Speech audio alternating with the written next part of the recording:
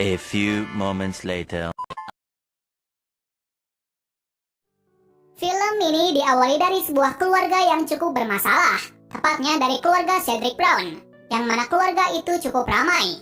Bagaimana tidak, karena Cedric memiliki 7 anak nakal yang selalu membuat masalah di rumah mereka. Usut punya usut, mereka menjadi seperti ini karena ibunya telah meninggal. Maka dari itu mereka menjadi nakal. Bahkan mereka juga membuat 17 pengasuh yang disewa oleh ayahnya tidak betah. Alhasil para pengasuh tersebut tidak mau mengasuh di rumah Brown, lantaran anak-anak terlalu membuat masalah. Namun masih ada 2 pembantu yang berada di rumah Cedric. Mereka bernama Evangeline dan si koki rumah ini. Konflik dimulai dari anak-anak Cedric yang sering membuat masalah setiap hari. Hal itu membuat pembantu kewalahan. Namun di sini Evangeline tetap sabar menangani mereka. Di sini terungkap kalau Evangeline kurang bisa dalam berbicara dan mengeja bacaan. Akan tetapi ia tetap melakukan apapun yang terbaik demi mengasuh anak-anak. Waktu itu kita diperlihatkan kalau hubungan dari Cedric dan anaknya cukup renggang, dikarenakan anaknya selalu membuatnya berada dalam masalah. Bahkan ia juga tidak berhasil mengatasinya. Namun di lain sisi, anaknya yang bernama Simon mengungkapkan kegelisahannya, yang mana ia tidak suka ayahnya yang mencari istri lagi. Selain itu, ayahnya juga jarang memberikan waktu luang kepada anak-anaknya. Suatu hari, Cedric pun mencari pengasuh lagi. Namun ia tidak menemukan satupun pengasuh anak. Dan secara tak terduga, Cedric merasakan delusi, di mana ia terbayang-bayang Nenek McPhee sang pengasuh anak. Akan tetapi Cedric hanya menghiraukannya saja. Malam harinya, anak-anak mulai mengacau di dapur. Hal tersebut membuat pembantu dan Cedric pun tidak bisa apa-apa. Namun tiba-tiba muncul seseorang yang mau membantu menangani masalah anaknya. Tak lain orang itu bernama Nenek McPhee. McPhee digambarkan sebagai orang yang misterius. Itu sudah terlihat dari penampilannya yang cukup mengerikan. Selain itu, kesan mistis dirinya juga melekat kepadanya, karena ia memakai busana hitam dan tongkat layaknya seorang penyihir. Lalu kemudian Cedric menerimanya dengan senang hati, karena ia tidak tahu harus berbuat apa lagi agar anaknya bisa diam. Berikutnya McPhee langsung melaksanakan tugasnya, yang mana ia mencoba menghentikan anak-anak agar tidak berbuat ulah lagi. Namun anak-anak malah menghiraukannya saja, terutama si Simon. Nah, di sini Simon adalah anak yang mewakili para anak lainnya untuk berbuat ulah. Jadi bisa dibilang ia adalah anak tertua dari keluarga ini. Singkat cerita, hal tersebut membuat McPhee marah, dan secara tiba-tiba ia mengetukkan tongkatnya ke tanah. Lalu secara tak terduganya, anak-anak tidak bisa berhenti bergerak. Ternyata McPhee bukanlah pengasuh biasa karena ia bisa menggunakan sihir. Nah, di sini ia mengajari anak-anak pelajaran pertama, di mana pelajaran pertama adalah minta tolong dengan baik dan saling sapa. Dan jika anak-anak tidak bisa melakukan hal itu, ia tidak akan menghentikan sihirnya. Pada akhirnya, mereka mau melakukan apa yang dikatakan oleh McPhee.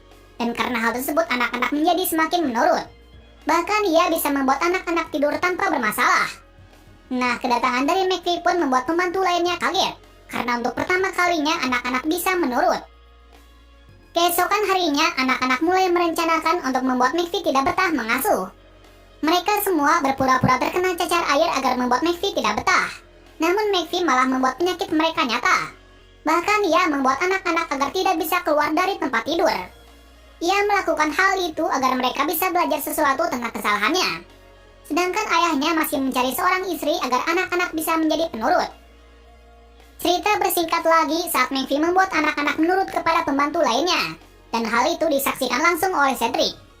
Hal tersebut membuat Cedric senang karena anak-anaknya sudah bisa berubah. Bersamaan pula, tiba-tiba kutil yang berada di pipinya menghilang tanpa sebab. Bisa jadi hal itu dikarenakan ia berhasil membuat anak-anak berubah. Beberapa hari kemudian, Cedric meminta anak untuk berpakaian yang baik, karena sesaat lagi ada orang yang datang ke rumahnya. Tepatnya orang itu adalah Bibi Adelaide, yang mana orang itu adalah bibi dari Cedric. Kedatangannya ke sini karena ia ingin mengadopsi salah satu anak dari Cedric. Namun sayangnya anak-anak malah mengabaikannya.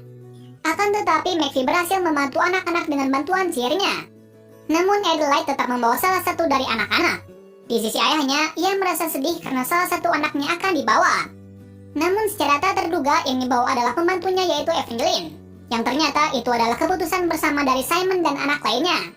Simon memilih Evangeline karena ia berharap Evangeline bisa belajar sesuatu dari Bibi Adelaide. Di sini sudah terungkap kalau anak-anak sudah semakin berubah lagi. Itu terbukti dari kejadian sebelumnya. Setelah kejadian itu, Simon beserta anak lainnya berterima kasih kepada McPhee karena telah membantunya. Dan secara tak terduganya lagi, kutil yang ada di pipinya menghilang. Jadi bisa disimpulkan jika perubahan sifat dari anak-anak maka wajahnya akan berubah. Setelahnya, anak-anak dan McVie sudah semakin dekat. Bersamaan pula, Simon meminta McVie untuk membuat ayahnya tidak menikah dengan orang yang bernama Nyonya Quickly, karena menurutnya Quickly adalah orang yang mengerikan. Namun McVie tidak membantunya, karena ia tidak ingin berurusan dengan masalah perasaan orang lain. Karena hal tersebut, Simon pun bertanya langsung kepada ayahnya. Akan tetapi, ayahnya sudah memutuskan akan menikahinya. Malahan ia membentak Simon kalau ini bukanlah urusannya. Hal tersebut membuat Simon marah. Lalu ia meminta lagi kepada McVie untuk membantunya. Kali ini McVie mau membantunya, namun dengan satu syarat yaitu Simon harus menanggung resikonya.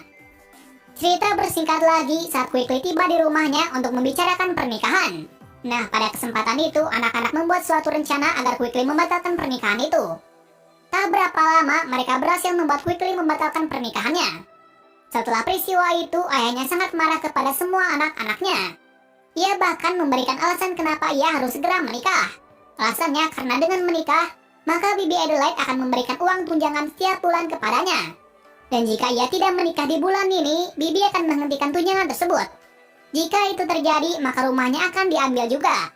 Bahkan anak-anak akan diadopsi oleh keluarga lain. Mengetahui hal tersebut, Simon sangat terkejut. Lalu ia pun menjelaskan kepada semua anak lainnya. Dan ternyata ini adalah resiko yang diperingati oleh McVie sebelumnya. Kemudian anak-anak menuju ke rumah Quickly dan memberikan penjelasan kalau ayahnya tidak bersalah. Mereka juga menjelaskan kalau ayahnya tidak menikah bulan ini, maka bibinya tidak akan memberikan tunjangan. Mengetahui hal tersebut, Quickly pun bergegas menuju ke rumah Cedric untuk memaafkannya. Di sini Quickly mau menikahi Cedric karena ia hanya ingin mendapatkan tunjangan tersebut. Alhasil ayah dan Quickly pun mau menikah. Tak lama setelah itu pernikahan pun berlangsung, yang mana acara tersebut dihadiri oleh penduduk sekitar dan Bibi Adelaide sendiri. Di sini bibinya tidak sendirian, ia bersama dengan Evangeline. Nah, di sini kita diperlihatkan kalau Evangeline sudah berbeda dari sebelumnya, di mana ia bisa berbicara dengan sopan dan lancar, bahkan perilakunya juga semakin baik. Singkat cerita, ada masalah kembali, di mana Simon dan yang lain membuat ricuh, karena sebelum acara dimulai, Quickly mengancam mereka untuk menurut kepadanya. Alhasil pernikahan yang sebelumnya meriah pun menjadi ricuh. Atas peristiwa tersebut, Quickly pun tidak jadi menikah dengan Cedric. Di saat yang sama pula, Simon meminta ayahnya untuk menikah dengan Evangeline. Karena di sini, Simon melihat kalau Evangeline dan ayahnya saling menyayangi.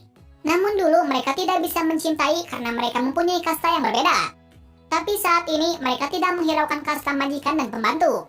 Pada akhirnya, Cedric pun menikah dengan Evangeline. Dan di sini, semua anak-anaknya mendukungnya. Karena Evangeline adalah orang yang baik. Di sini juga terlihat kalau rupa dari McVie sudah berubah. Yang sebelumnya ia seperti penyihir, sekarang ia sudah layak sebagai perempuan sebayanya. Film ini diakhiri dari McVie yang telah menyelesaikan tugasnya di rumah Cedric. Waktu itu kita ditunjukkan prinsip kerjanya mengasuh, di mana ia akan tinggal jika anak-anak tidak membutuhkannya.